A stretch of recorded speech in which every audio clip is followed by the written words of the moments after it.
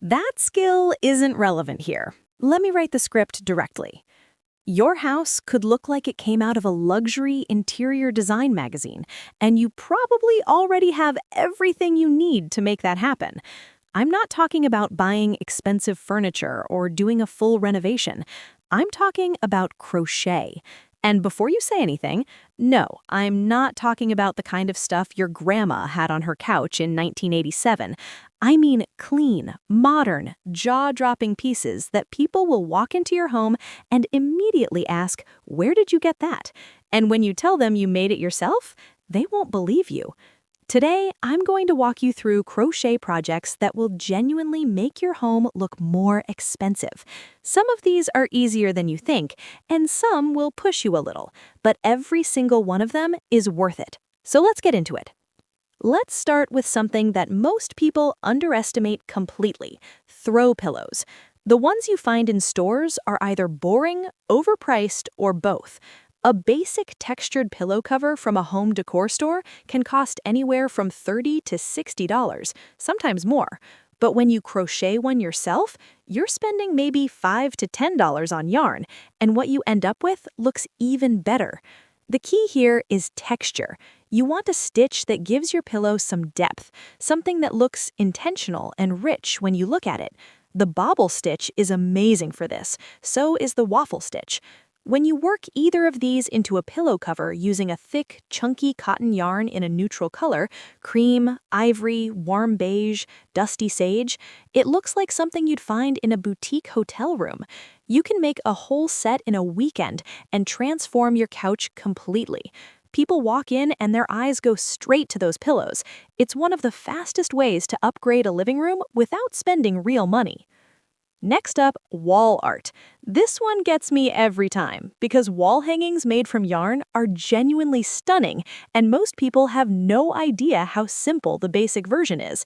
You take a wooden dowel, which you can find at any craft store for almost nothing, and you hang long pieces of yarn from it in different lengths, different textures, different thicknesses. You can braid some, leave some straight, add fringe, add knots, and what you end up with is a piece that looks like it belongs in a gallery. Now, if you want to take it a step further and actually crochet the wall hanging rather than just using raw yarn, you can use a really open, loose stitch, like a simple chain or a mesh pattern, and let the yarn do the talking. Use natural fibers, jute, cotton, or even a soft wool in an earthy tone. The natural material alone makes it feel expensive. These pieces sell for $50, $80, even over $100 on Etsy. When you make it yourself, you're spending a fraction of that, and it's completely one of a kind. Something people sleep on is the crochet table runner. Your dining table or your coffee table is basically a blank canvas, and a handmade runner does something to a space that a regular store-bought one just can't do. It adds warmth and personality at the same time. You want a pattern with some detail. Lacework is beautiful for this. It looks delicate and expensive, and if you've been crocheting for a little while, it's actually very doable.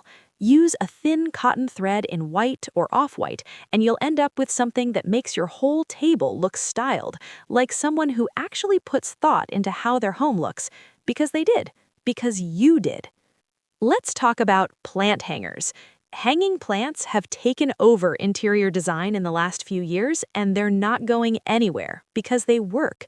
They bring life into a space. They draw the eye upward and make rooms feel bigger. And when they're in a handmade hanger, they look like a considered design choice rather than just a random plant in the corner. Macrame gets all the attention here, but crochet plant hangers are just as beautiful and maybe even more interesting because of the texture. You can use jute or cotton rope and create something structured and geometric, or something more free-flowing and bohemian, whatever fits your home style. Either way, it looks intentional, it looks expensive, and it costs you almost nothing to make. Now, here's one that genuinely surprises people: crochet baskets. Storage is one of those things that every home needs, but nobody wants to look at.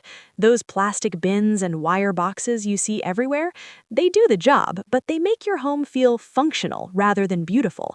A set of crochet baskets in matching colors or complementary colors does something completely different. They make storage look like decor. You can use them in your bathroom for towels or toiletries, in your living room for remotes and magazines, in your bedroom, your kitchen, anywhere you need to keep things tidy but don't want to look at an ugly bin. The look you want here is clean and structured. Thick cotton rope yarn crocheted tightly so the basket holds its shape. Natural colors again work really well. Terracotta, beige, white, olive, but you can also go for a bold color if your space has a specific palette. When you line up 2 or 3 of these on a shelf, it looks like something a professional interior stylist put there.